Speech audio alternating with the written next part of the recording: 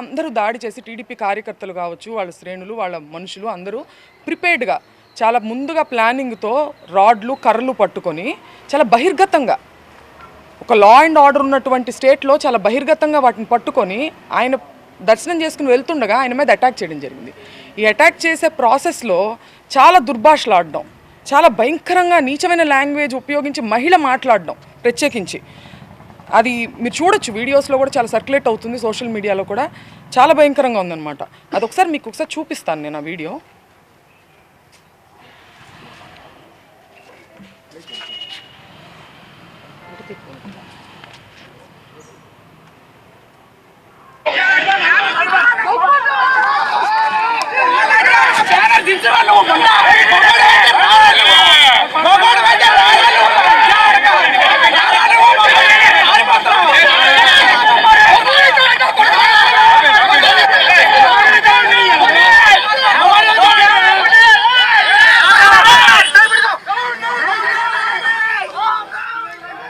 ఈవిడ ఒక మహిళ, ఆవిడ ఉపయోగించిన లాంగ్వేజ్ మీరు చూశారు.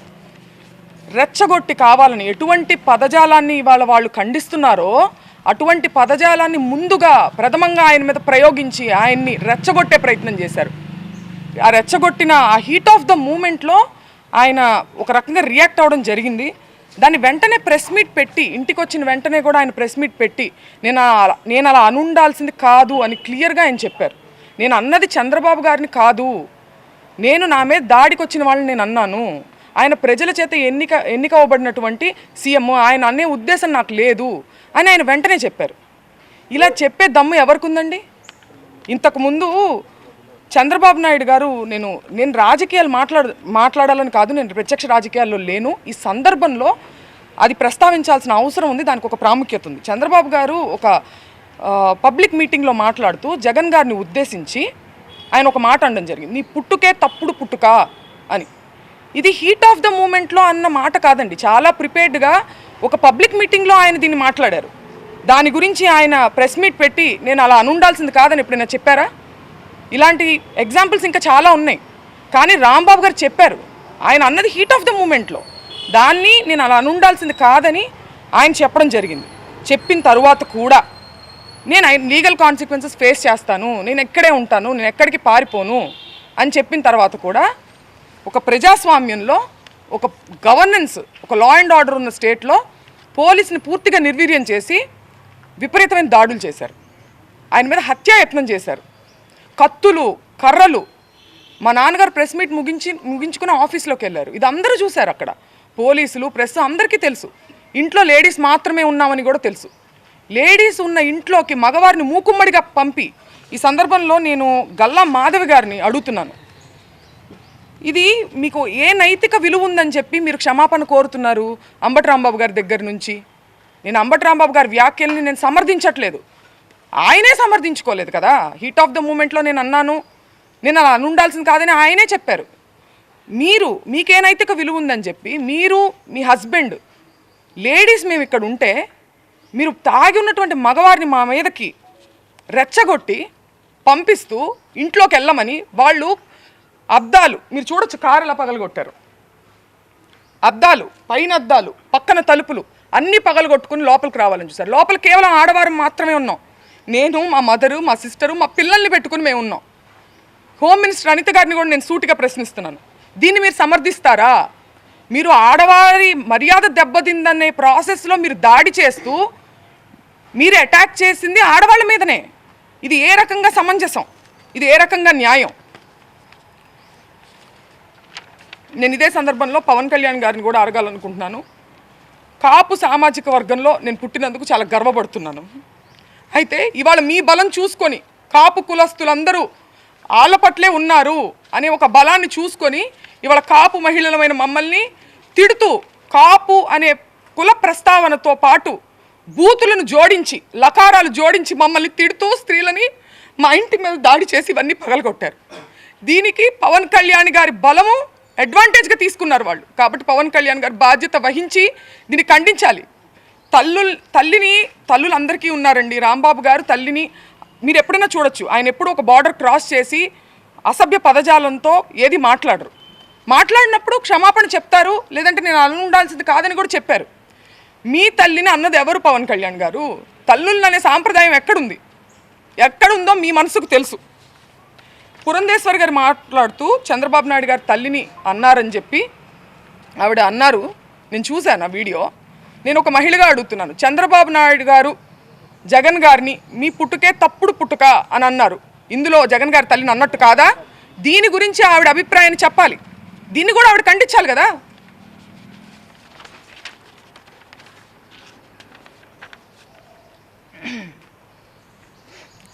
ఒక్కటే చెప్పదలుచుకున్నానండి, మేము వైసీపీ పార్టీ అని చెప్పి ముద్రేసి ఇవాళ పార్టీ అధికారంలో లేదని చెప్పి మేము బలహీనులం అని చెప్పి మా మీద అటాక్ చేస్తూ ఇవన్నీ చేస్తున్నారు. కానీ మీరు అందరూ గుర్తుపెట్టుకోవాల్సింది ఒకటి ఉంది. అన్నిటికీ మించి ఇది తిరుపతి లడ్డు విషయం దగ్గర మొదలైంది. మేము అన్నిటికీ మించి మా నాన్నగారు దేవుడు పార్టీ నిజాన్ని మాట్లాడారు. దాన్ని డైవర్ట్ చేసేదానికి ఆయన క్షమాపణ చెప్పినప్పటికీ కూడా ఇటువంటి దాడులు చేసి భయపెట్టి ఆయన దేనికి భయపడరు కాబట్టి ఇంట్లో స్త్రీల మీదకి వెళ్తే ఆయన భయపడతారనే ఒక చీప్ టాక్టిక్ని ప్రదర్శించి ఇవాళ మా ఇంటి మీదకి వచ్చారు.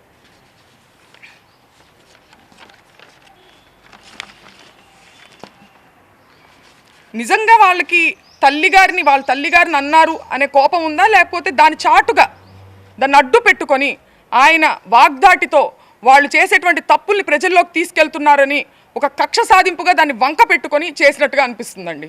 ఎందుకంటే లీగల్ కాన్సిక్వెన్సెస్ ఉంటాయి అంటే నేను ఫేస్ చేయడానికి రెడీగానే ఉన్నారని ఆయన అంటున్నారు. అయినా కానీ 8 గంటల పాటు అండి పోలీస్ బెటాలియన్ ఎంత దూరంలో ఉందని నేను ప్రశ్నిస్తున్నా. చంద్రబాబు నాయుడు గారి గృహం ఎంత దూరంలో ఉంది? 8 గంటల పాటు గ్యాపులుగా తాగి వచ్చి ఒక మహిళ అరుణైనా ఆవిడ పేరు ఆవిడ పేరు గల్లా మాధవి, వీడియో ఇవ్వండి ఒకసారి.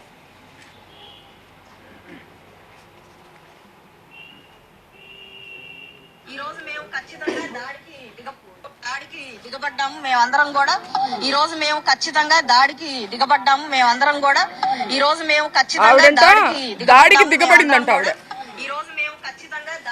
ఆవిడ దాడికి దిగబడ్డారంట. ఆవిడే చెప్తున్నారు. ఎవరి మీద దాడికి దిగబడ్డారు? మహిళల మీద దాడికి దిగబడ్డారా? మహిళలతో ఇది సమంజసమా? మహిళల కోసం పోరాడుతూ ఆవిడకి నేను ఒక్కటే చెప్తున్నా, మీకు కుటుంబం ఉంది, మీకు పిల్లలు ఉన్నారు, మిమ్మల్ని పావుగా ఉపయోగించుకుంటున్నారు. మిమ్మల్ని ఏ ఎమ్మెల్యేలు అయితే మిమ్మల్ని మా ఇంటికి పంపించారో వాళ్ళే రావచ్చు కదా. వాళ్ళు రాకుండా మిమ్మల్ని పంపించారంటే మిమ్మల్ని బలిపశువుని చేస్తున్నారు. 40 ఏళ్ల రాజకీయ అనుభవం ఉంది మా నాన్నగారికి. నేను పుట్టిన సంవత్సరానికి ఆయన ఎమ్మెల్యే అయ్యారు. నా చిన్నప్పటి నుంచి నేను రాజకీయాలు చూస్తున్నా. ఎన్నో గొడవలు చూసాం, పోలీసులు చూసాం. కానీ ఇంత నీచమైన రాజకీయాన్ని ఎప్పుడు చూడలేదు. నేను గల్లా మాధవ్ గారికి చెప్తున్నా, మీ కుటుంబం లేదా? మీ భర్తతో సహా వచ్చి స్త్రీల మీద దాడి చేశారే, మీ కుటుంబం లేదా? మీకు పిల్లలు లేరా? మిమ్మల్ని ఎందుకు పంపించారు? మిమ్మల్ని బలిపశువుని చేస్తున్నారు. వాళ్ళే రావచ్చు కదా, మిమ్మల్ని పంపించిన వాళ్ళే జనాన్ని వేసుకుని రావచ్చు కదా. ఆలోచించుకోవాలి. మీ మనస్సాక్షికి వదిలేస్తున్నాం దీన్ని.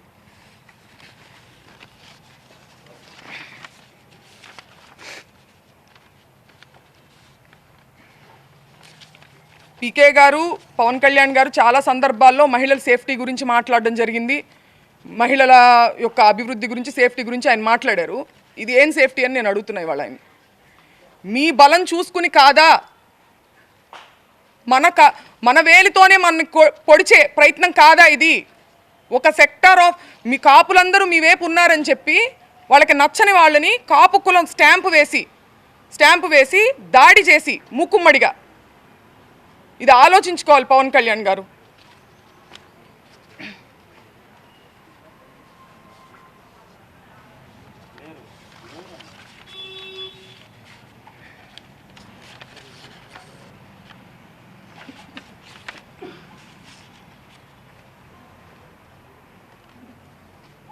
కుటుంబాన్ని టార్గెట్ చేయడం, కుటుంబంలో మహిళల్ని టార్గెట్ చేస్తే అంబటి రాంబాబు గారు భయపడతారు అనుకోవడం. ఆయన దేనికి భయపడట్లేదు, నేను అరెస్టుకు భయపడను, నేను రెడ్ బుక్కు భయపడను అని ఎందుకన్నారు? ఆ నిజాయితీ ఆయన దగ్గర ఉంది కాబట్టి, ఆయన కరెక్ట్గా ఉన్నారు అనే నిజాయితీ, ఒక మోరల్ స్ట్రెంగ్త్ ఆయనకు ఉంది కాబట్టి ఆయన కాన్ఫిడెన్స్ చూపించారు. అంతేగాని ఈ రకంగా ఆయన మహిళల మీదకి వస్తే అయితే మేము మహిళల మీద దాడి చేస్తాం, మీ ఇంట్లో మహిళల మీద, అప్పుడు కూడా నువ్వు భయపడవా అని అనడం ఇది రౌడీజం అవుతుందా, రాజకీయం అవుతుందా? స్టేట్లో లా అండ్ ఆర్డర్ ఉన్నట్ట అల్లరి మూకలను ఎంకరేజ్ చేసి పోలీస్ వ్యవస్థను పూర్తిగా నిర్వీర్యం చేసి దగ్గరుండి వాళ్ళని ఎంకరేజ్ చేస్తూ స్త్రీల మీదకి ఉసిగొలుపుతూ బయట ఉండి ఒక మహిళా ఆధ్వర్యంలో ఒక మహిళా హోమ్ మినిస్టర్ ఉన్నటువంటి స్టేట్లో ఇది జరుగుతుంది.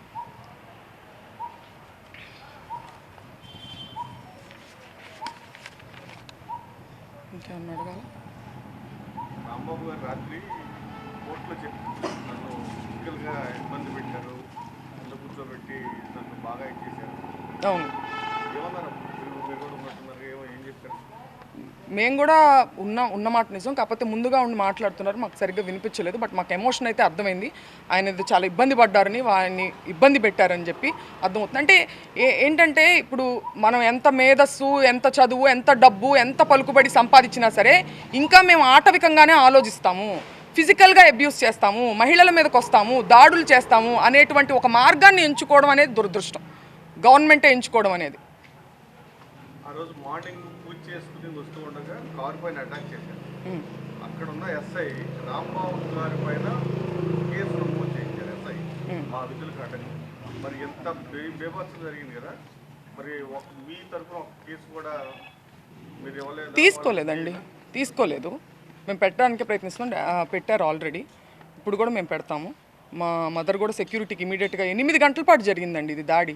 అంటే ఏదో ఒక క్షణంలో వచ్చేసేసి దాడి చేస్తే వెంటనే పోలీసు వచ్చి కంట్రోల్లో తీసుకోలేకపోయారంటున్నా, తీసుకోలేదు, తీసుకోలేదు. ఎందుకంటే 8 గంటల పాటు జరగదు కదండి. ఒక లా అండ్ ఆర్డర్ ఉన్న స్టేట్లో ఎంత దూరం ఉంది ఇక్కడ నుంచి? డీజీపీ ఆఫీస్ కావచ్చు, లేకపోతే పోలీస్ బెటాలియన్ కావచ్చు, ఎంత దూరంలో ఉంది?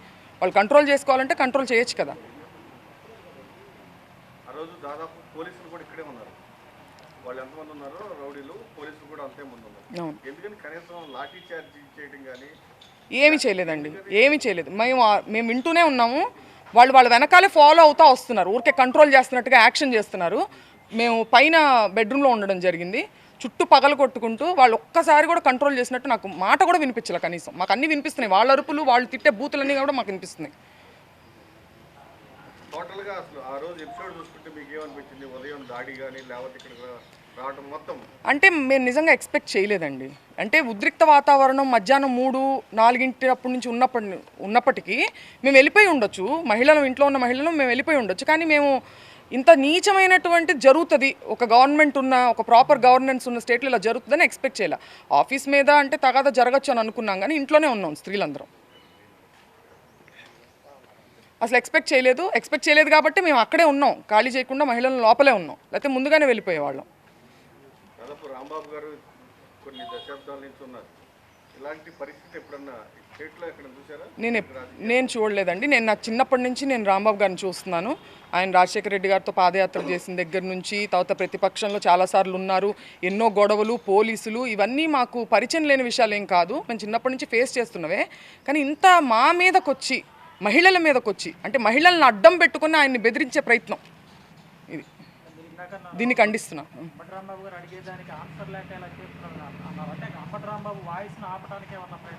ఖచ్చితంగా అదే కదండి, అంబటి రాంబాబు గారు ఎక్కడా దొరకట్లేదు. ముందుగానే ఇప్పుడు దొరికింటే ఎప్పుడో ఆయన ఇబ్బంది పెట్టేవాళ్ళు, ఎక్కడా దొరకట్లేదు. పైగా నన్ను అరెస్ట్ చేయండి అనే ఒక కాన్ఫిడెన్స్ని ప్రదర్శిస్తున్నారు. అరెస్ట్ చేయండి అనే కాన్ఫిడెన్స్ ఎక్కడి నుంచి వస్తుందండి? మనం ఏం తప్పు చేయలేదన్నప్పుడే కదా అంత కాన్ఫిడెంట్గా ఉంటాం. అది ఇప్పుడు ఏంటంటే నేను అలా ఉండాల్సింది కాదని చెప్పినప్పటికీ ఇంతకు మించి ఆయన ఎక్కడా పట్టుకోలేము. దీన్ని పట్టుకొని మనం అడ్వాంటేజ్ తీసుకొని మనం కక్ష సాధింపు చేయాలి. తల్లిగారిని అన్నారనే బాధ ఉన్నవాళ్ళు, వాళ్ళ పార్టీలో ఉన్నవాళ్ళు కూడా అలాంటి బూతులు తిట్టకూడదు కదా వేరే పార్టీ వాళ్ళని. సో అదేంటంటే అది ఒక సాకుగా ఉపయోగించుకుంటున్నారు వాళ్ళు, అంతే. రాంబాబు గారు అనలేదు, క్లియర్గా అనలేదని ఆయనే చెప్తున్నారు. నేను చంద్రబాబు గారిని అనలేదు, నేను నా మీదకి దాడికి వచ్చిన వాళ్ళని అన్నాను. ఆవిడ ఎలా మాట్లాడుతున్నారో మీరు అందరూ చూస్తున్నారు. ఆ మహిళ గతంలో కూడా నాన్నగారు ఇలానే కేసులు కట్టిన టైంలో కూడా ఎస్పీ కార్యాలయం ముందు నిరసన దీక్ష చేపట్టారు, రికార్డులు పట్టుకున్నారు న్యాయం కోసం. సేమ్ అదేవిధంగా మీరు కూడా తిరిగి మరలా డీజీపీ ఆఫీస్ దగ్గరికి వెళ్తారా? మేము ఒక వ్యవస్థ ఉందండి, ఆ వ్యవస్థ మీద నమ్మకం పోయే పని ఇవాళ జరిగింది. బట్ స్టిల్ మేము ఏం చేయాలో అది చేస్తాం. ఏంటి, ఒక లా అండ్ ఆర్డర్, ఒక గవర్నెన్స్ ఉన్నప్పుడు యాజ్ పర్ ద కాన్స్టిట్యూషన్ మేము ఏం చేయగలమో మేము అది చేస్తాం. కేంద్ర మంత్రి అంబటి రాంబాబు సినిమా చూపిస్తాము అని చెప్పడం పెమ్మసాని ఎట్లా చాలా ఘోరం అండి. I'm a doctor to, I respect him as a doctor. But ఆయన అంత పేరు ప్రఖ్యాతి సంపాదించి అంత చదువుకొని ఇంకా ఆటవికంగా సినిమా చూపిస్తాము. మీరు చూపించేది ఏంటండి సినిమా? మీరు లా ఫాలో అయ్యే వాళ్ళు అయితే లానే చూపించింది సినిమా. మీరు ప్రత్యేకించి మీరు చూపించాల్సిన అవసరం లేదంటే మీరు వార్నింగ్ చేస్తున్నారు. ఎవరిని వార్నింగ్ చేస్తున్నారు? అంబటి రాంబాబు గారిని వార్నింగ్. సినిమా చూపించడం అంటే వాళ్ళ ఇంట్లో ఆడవాళ్ళని అటాక్ చేయడమా? డాక్టర్ అను గారు దీనికి సమాధానం చెప్పాలి. వాళ్ళ వైఫ్ ఎవరైతే ఉన్నారో ఆవిడ సమాధానం చెప్పాలి దీనికి. వాళ్ళ పెమసాని గారు మాట్లాడిన దాన్ని సమర్థిస్తారేమో ఆవిడ. నేను అడుగుతున్నాను ఆవిడ. మహిళల్ని అంటే మాకు సినిమా చూపించారు వాళ్ళు, రాంబాబు గారికి కాదు. ఇంట్లో ఉన్నటువంటి మా అమ్మగారు సాధారణ గృహిణి, మేము రాజకీయాల్లోకి మాకేం సంబంధం లేదు. మాకు చూపించారు వాళ్ళ సినిమా. ఇదే బహుశా ఇదే అనుకుంటా ఆయన హెచ్చరిక ఇండైరెక్ట్గా. 5 గంటల నుంచి రాత్రి 12 గంటల వరకు ఎలా ఉందండి మీ పరిస్థితి లోపల? మీ అమ్మగారు పిల్లలు భయభ్రాంతులండి, చిన్న పిల్లలు ఉన్నారు. మా అమ్మగారు ఇప్పుడు మేమంటే తట్టుకోగలుగుతాము, ఆవిడ ఇప్పుడు భావోద్వేగాలకు గురై ఏమన్నా అయితే ఎవరు రెస్పాన్సిబిలిటీ? వాళ్ళు గ్యాపులుగా లోపలికి ఎంటర్ అవడానికి ట్రై చేస్తూనే ఉన్నారు. అన్నీ మీరు చూడొచ్చు ఎలా పగలు కొట్టారో, బ్యాక్ సైడ్ కూడా మీరు చూడొచ్చు.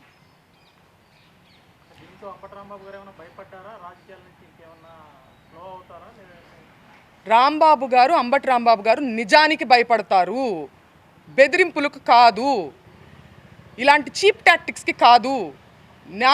నేను చిన్నప్పటి నుంచి చూస్తున్నాను ఆయన్ని. నిజం ఉంటే, పాయింట్ ఉంటే, లాజిక్ ఉంటే భయపడతారు.